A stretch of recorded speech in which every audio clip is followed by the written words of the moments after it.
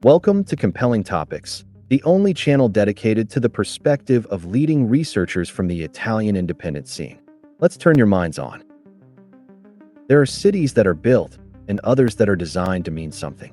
What if the capital of the United States was never meant to be just a seat of power, but something far deeper? A symbol, a ritual, a carefully constructed space where architecture, geometry, and intention converge into a hidden language. In this perspective, Washington, D.C. is not simply a city. It is a project, an idea brought into form. A place where history, symbolism, and esoteric thought intertwine, shaping not only a nation, but perhaps an entire vision of the modern world. Drawing on the work of Paolo Franceschetti and other esoteric thinkers, this journey explores a provocative question. Was America founded as a political experiment, or as something closer to an alchemical one? To understand this, we must look beyond official history, into rituals, symbols, and the invisible forces that may have guided the birth of a nation.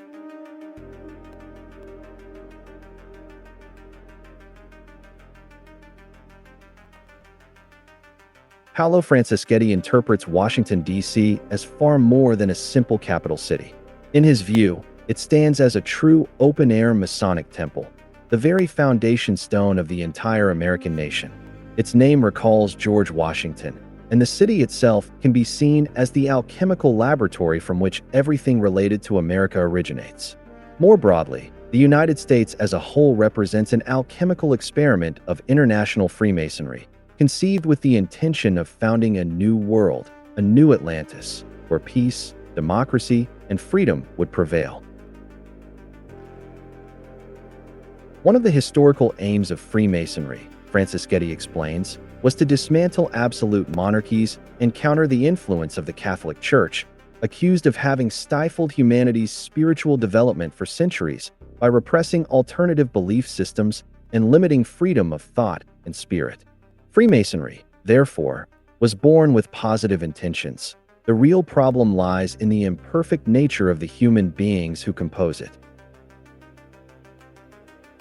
Within this framework, Franceschetti draws a distinction between ritual magic, practiced by individuals or groups through deliberate ceremonies, and collective magic, in which millions of people unknowingly participate in a ritual guided by higher forces. From this perspective, the founding of a state is always a magical act.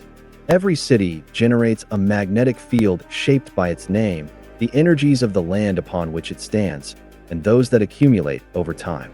Washington, D.C. may well be the first documented historical case in which such a process was carried out in an explicitly Masonic form.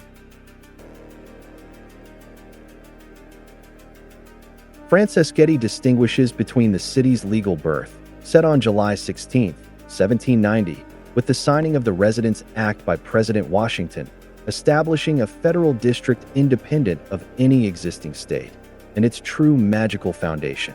The name was chosen on September 9, 1791, when 3 commissioners appointed by Washington decided to name the city after him, and called the surrounding district Columbia. The laying of the cornerstone took place on September 18, 1793. On that day, President Washington, wearing a Masonic lambskin apron gifted by Marquis de Lafayette, took part in a solemn ceremony accompanied by a procession of Masonic lodges, including Lodge No. 22 of Alexandria and Lodge No. 9 of Georgetown. Through this act, the United States government symbolically declared itself to be operating under the protection of Freemasonry. The ritual tools used in laying the cornerstone were far from ordinary. The silver trowel, used to spread the mortar, symbolized the cement of brotherly love meant to bind the states together. The level and the square represented equality before the law and moral rectitude. Washington then poured 3 substances onto the southeast cornerstone of the Capitol: grain, symbolizing abundance and nourishment; the body of the nation, wine, symbolizing joy and vitality; the spirit, and oil, symbolizing peace and consecration, divine anointing. As Franceschetti notes, this is the very same rite used in ancient times to consecrate temples. Washington was, in effect, consecrating the Capitol as a temple of freedom. Unlike other cities that grew organically from the gradual aggregation of communities, Washington was created from nothing. In magical terms, it is an evocation, an evocative ritual.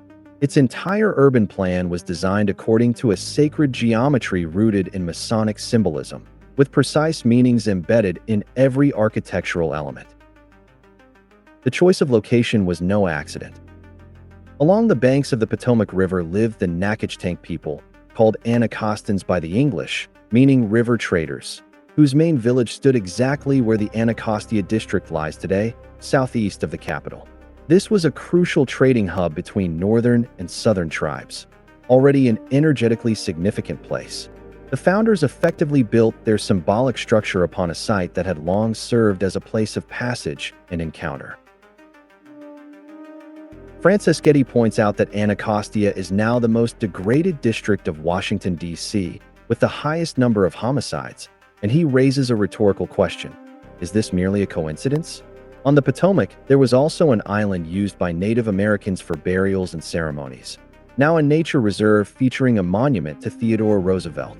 One of those gaps in the urban map where, according to the author, the original energy of the land has not yet been completely suffocated by marble. The hill on which the Capitol stands was known to settlers as Jenkins Hill. To the Native Americans, it was a sacred wooded elevation. Native peoples did not build temples on sacred sites because they believed the place itself was inherently sacred, living in harmony with the land. Settling upon someone else's sacred ground corresponds, in magical terms, to a form of spiritual conquest, an operation that, as Franceschetti notes, rarely brings good fortune to those who undertake it. During the excavation of the Capitol's foundations, human remains belonging to that tribe were discovered, yet construction continued without interruption and without any form of ritual respect. For decades, security personnel and employees have reported seeing the shadow of a native warrior in the underground tunnels of the Capitol. Franceschetti suggests this figure may be Tecumseh. Alongside this, legend tells of a black cat appearing in the Capitol's basements shortly before major national tragedies, said to have been seen, among other times, before the assassination of Abraham Lincoln. Tecumseh was the leader of the Shawnee Confederacy and a central figure in the armed resistance against American expansion into Native territories. He died in 1813 at the Battle of the Thames in Ontario, fighting alongside the British.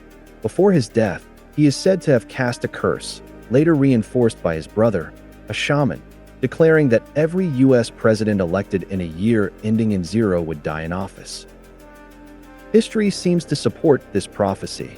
William Henry Harrison, elected 1840, died the following year of pneumonia. Lincoln, 1860, was assassinated in 1865. James Garfield, 1880, was assassinated the following year. William McKinley, 1900, met the same fate. Warren Harding, 1920, died 3 years later of a heart attack. Franklin Roosevelt, 1940, died 5 years later of a cerebral hemorrhage. John Kennedy, 1960, was assassinated in Dallas. The curse appears to weaken over time. Ronald Reagan, 1980, survived an assassination attempt. George Bush, 2000, completed 2 terms. Joe Biden, 2020, is still alive. Franceschetti interprets this gradual attenuation in magical terms. Those aware of the curse may have intervened to neutralize it. However, he adds, this does not erase the deeper effects rooted in the very foundations upon which America was built. Another element Franceschetti explores is the striking series of coincidences between the assassinations of Lincoln and Kennedy, occurring roughly 100 years apart. Lincoln was elected to Congress in 1846 and became president in 1860. Kennedy was elected to Congress in 1946 and became president in 1960. Both were deeply committed to civil rights. Both were assassinated on a Friday, shot in the head in the presence of their wives. Both were succeeded by a vice president named Johnson, Andrew Johnson, born 1808, and Lyndon Johnson, born 1908, exactly 1 century apart. Kennedy's secretary was named Lincoln. Lincoln's assassin, John Wilkes Booth, was born in 1839. Kennedy's assassin, Lee Harvey Oswald, was born in 1939. According to the official narrative, Booth shot Lincoln in a theater and fled to a warehouse, while Oswald shot Kennedy from a warehouse and fled to a theater. Both assassins were killed before they could stand trial. Franceschetti argues that such synchronicities cannot be attributed to chance or to a human conspiracy. It would be impossible to orchestrate such a precise pattern across time. Instead, they point to a deeper, magical connection, not between the 2 presidents themselves, but between each of them and Washington as a symbolic entity. The curse of Tecumseh acts as the invisible thread linking these events.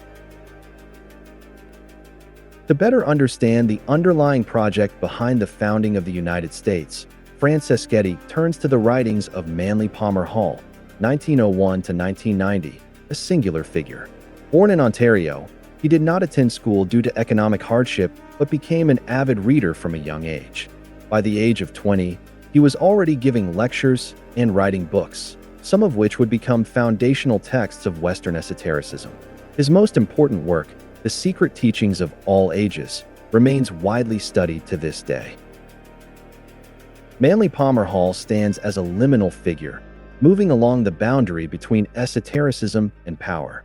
He was associated with the Theosophical Society and deeply admired Helena Petrovna Blavatsky. For a period, he also studied alongside Max Handel.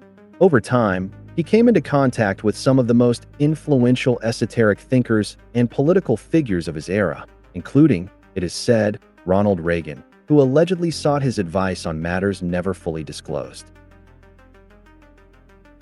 In 1934, Hall founded in Los Angeles the Philosophical Research Society, a nonprofit institution still active today, housing tens of thousands of volumes on esotericism and offering lectures, courses, and seminars. In The Secret Destiny of America, Hall outlines a 3,000-year continuum of secret societies that preserved and transmitted knowledge with the ultimate aim of creating the United States as an alchemical laboratory for a new world order.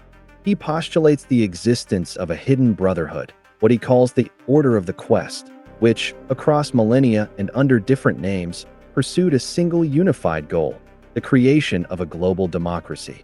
According to Hall, this brotherhood had already identified the American continent as the future seat of a terrestrial paradise thousands of years before Christopher Columbus. As Hall writes, quoted by Franceschetti, "World democracy was the secret dream of the great classical philosophers. Thousands of years before Columbus, they were aware of the existence of our Western Hemisphere and chose it as the seat of the philosophical empire." Hall's vision connects to a long tradition of utopian thought. Thomas More with Utopia. Johann Valentin Andrea, author of the Rosicrucian Manifestos of 1614, with Christianopolis, an ideal state founded on principles of love and freedom rather than confessional religion, and Tommaso Campanella with the City of the Sun. For centuries, philosophers and Rosicrucians envisioned the United States as a new Jerusalem, a land of liberty. Franceschetti also notes that similar long-term projects have been proposed by other researchers. Paolo Rumor, in the other Europe, analyzed a millennial design behind the construction of the European Union, while other scholars have identified a Rosicrucian blueprint behind the United Nations. A critical note concerns Alice Bailey, who in The Destiny of the Nations and other works portrays America as a promised land guided by the Illuminati, going so far as to interpret World War II as an expansion of this brotherhood, and even the atomic bombings of Japan as the victory of the children of light over the children of darkness. Franceschetti dismisses this interpretation as utterly absurd, yet cites it as a revealing example of how certain esoteric currents can drift into extreme distortions. Franceschetti identifies two fundamental errors at the root of the American project, one political-economic, the other magico-alchemical. On the political-economic level, although the colonies achieved military victory in the War of Independence against the United Kingdom, they remained financially dependent on British power. The central banks of individual states were established and funded by English banks, often covering between 80% and 100% of their capital. The Federal Reserve, founded in 1913, was in turn created by those same financial forces. In this view, the true victors of the American Revolution were the British, operating covertly through financial manipulation. In support of this thesis, Franceschetti refers to the work of William Guy Carr and his book Pawns in the Game, which examines the subjugation of nation-states, both American and European, to central banking systems, identifying British finance as the driving force behind recurring crises and increasingly advantageous restructurings.